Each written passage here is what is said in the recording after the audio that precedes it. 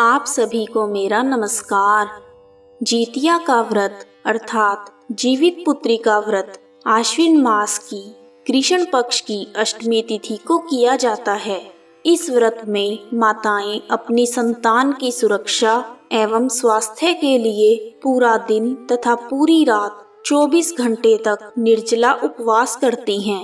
यह व्रत सबसे कठिन व्रतों में से एक है। इसे भी छठ के महापर्व की तरह 3 दिन तक किया जाता है। यह व्रत आश्विन माह की कृष्ण पक्ष की सप्तमी से शुरू होकर नवमी तक चलता है। सप्तमी का दिन नहाए खाए के रूप में मनाया जाता है। यह बिल्कुल छठ की तरह ही होता है। इस दिन महिलाएं सुबह सुबह उठकर गंगा स्नान करती हैं और पूजा करती हैं। अगर आपके आसपास गंगा नदी नहीं है तो आप नहाने के पानी में गंगा जल की कुछ बूंदें डालकर स्नान करके भी पूजा का संकल्प ले सकती हैं। नहाए खाए के दिन सिर्फ एक ही बार भोजन करना होता है। इस दिन सात्विक भोजन किया जाता है। नहाए खाए की रात को छत पर जाकर चारों दिशाओं में कुछ खाना रख दिया जाता है। मान्यता है कि यह खाना चील और सियारिन के लिए रखा जाता है। व्रत के दूसरे दिन यानी आश्विन कृष्ण पक्ष की अष्टमी को खुरजीतिया कहा जाता है। इस दिन महिलाएं निर्जला व्रत रखती हैं और अगले दिन पारण तक कुछ भी ग्रहण नहीं करती। व्रत के तीसरे और आखिरी दिन पारण किया जाता है। जीतिया के पारण के नियम अलग अलग जगहों पर अलग अलग हैं। व्रत के पारण के बाद आप कैसा भी भोजन कर सकते हैं। इस व्रत में विधि विधान से पूजा करने के बाद व्रत कथा को अवश्य सुनना चाहिए। आइए जानते हैं जीतिया व्रत की एक पौराणिक कथा। पौराणिक कथा के अनुसार जब महाभारत का युद्ध हुआ तो अश्वत्थामा नाम का हाथी मारा गया, लेकिन चारों तरफ यह खबर फैल गई कि अश्वत्थामा मारा गया। यह सुनकर अश्वत्थामा के पिता द्रोणाचार्य ने पुत्र शोक में अस्त्र डाल दिए। तब द्रौपदी के भाई धृष्टद्युम्न ने उनका वध कर दिया। पिता की मृत्यु के कारण अश्वत्थामा के मन में प्रतिशोध की अग्नि जल रही थी। अपने पिता की मृत्यु का बदला लेने के लिए वह रात के अंधेरे में पांडवों के शिविर में जा पहुंचा। उसने पांडवों के 5 पुत्रों को सोया हुआ देखकर उन्हें पांडव समझ लिया और उनके 5 पुत्रों की हत्या कर दी। परिणाम स्वरूप पांडवों को अत्यधिक क्रोध आ गया। तब भगवान श्री कृष्ण ने अश्वत्थामा से उसकी मणि छीन ली, जिसके बाद अश्वत्थामा पांडवों से क्रोधित हो गया और उत्तरा के गर्भ में पल रहे बच्चे को जान से मारने के लिए उसने ब्रह्मास्त्र का प्रयोग किया। भगवान श्री कृष्ण इस बात से भली भांति परिचित थे कि ब्रह्मास्त्र को रोक पाना असंभव है, लेकिन उन्हें उत्तरा के पुत्र की रक्षा करना अति आवश्यक लगा। इसलिए भगवान श्री कृष्ण ने अपने सभी पुण्यों का फल एकत्रित करके उत्तरा के गर्भ में पल रहे बच्चे को दे दिया, जिसके फलस्वरूप उत्तरा के गर्भ में पल रहा बच्चा पुनर्जीवित हो गया। यह बच्चा बड़ा होकर राजा परीक्षित बना। उत्तरा के बच्चे के दोबारा जीवित हो जाने के कारण इस व्रत का नाम जीवित पुत्री का व्रत पड़ा। तब से ही संतान की लंबी उम्र और स्वास्थ्य की कामना के लिए जीवित पुत्री का व्रत किया जाता है। आइए अब शुरू करते हैं जीवित पुत्री का व्रत की दूसरी कथा। इस कथा के अनुसार गंधर्वों के एक राजकुमार थे जिनका नाम जीमूतवाहन था। वह बहुत उदार और परोपकारी थे। बहुत कम आयु में ही उन्हें सत्ता मिल गई थी, लेकिन उनका मन सत्ता के कार्यभार में नहीं लगता था। ऐसे में वह अपना राज्य छोड़कर अपने पिता की सेवा के लिए वन में चले गए। वन में उनका विवाह मलयावती नाम की एक राजकन्या से हुआ। एक दिन जब जीमूतवाहन वन में भ्रमण कर रहे थे तो उन्होंने एक वृद्ध महिला को विलाप करते हुए देखा।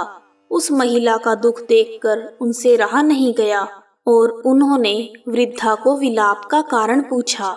इस पर वृद्ध स्त्री ने बताया, मैं नागवंश की स्त्री हूँ और मेरा एक ही पुत्र है।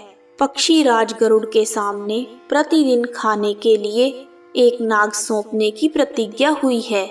जिसके अनुसार आज मेरे पुत्र शंखचूड़ को भेजने का दिन है। शंखचूड़ मेरा इकलौता पुत्र है।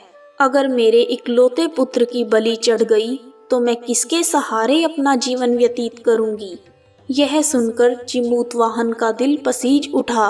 उन्होंने कहा, मैं आपके पुत्र के प्राणों की रक्षा करूंगा कि वह स्वयं अपने आप को उसके लाल कपड़े में ढककर वध्यशिला पर लेट जाएंगे। जब पक्षी राज गरुड़ वहां पहुंच गए तो वे लाल कपड़े में ढके हुए जिमूतवाहन को अपने पंजे में दबोचकर पहाड़ के शिखर पर जाकर बैठ गए। पक्षी राज गरुड़ यह देखकर आश्चर्य में पड़ गए कि उन्होंने जिसे अपने चंगुल में गिरफ्तार किया है उसकी आंख में आंसू और मुंह से आह तक नहीं निकल रही। ऐसा पहले कभी नहीं हुआ। आखिरकार गरुड़ जी ने जिमूतवाहन से उनका परिचय पूछा। गरुड़ जी के पूछने पर जिमूतवाहन ने उस वृद्धा स्त्री से हुई अपनी सारी बातों के बारे में बताया। पक्षीराज गरुड़ हैरान हो गए। उन्हें इस बात पर आश्चर्य हो रहा था कि कोई किसी की मदद के लिए ऐसी कुर्बानी भी दे सकता है। गरुड़ जी इस बहादुरी को देखकर काफी प्रसन्न हुए और जिमूतवाहन को जीवन दान दे दिया। साथ ही उन्होंने भविष्य में नागों की बलि ना लेने की बात भी कही। इस प्रकार एक माँ के पुत्र की रक्षा हुई। मान्यता है कि तब से ही पुत्र की रक्षा के लिए जिमूतवाहन की पूजा की जाती है। आइए अब जानते हैं जीतिया व्रत की तीसरी कथा। नर्मदा नदी के पास कंचनबाटी नाम का एक नगर था। वहाँ के राजा मलय केतु थे। नदी के पश्चिम दिशा में मरुभूमि थी जिसे बालूहटा कहा जाता था। वहाँ विशाल पाकड़ का एक पेड़ था। उस पेड़ पर चील रहती थी। पेड़ के नीचे खोखर था जिसमें सियारिन रहती थी। चील और सियारन में गहरी दोस्ती थी। एक बार दोनों ने मिलकर कुछ स्त्रियों को जीतिया व्रत करते हुए देखा। तब उन्होंने जीतिया का व्रत करने का संकल्प लिया। फिर दोनों ने भगवान जिमूतवाहन की पूजा करने के लिए निर्जला व्रत रखा।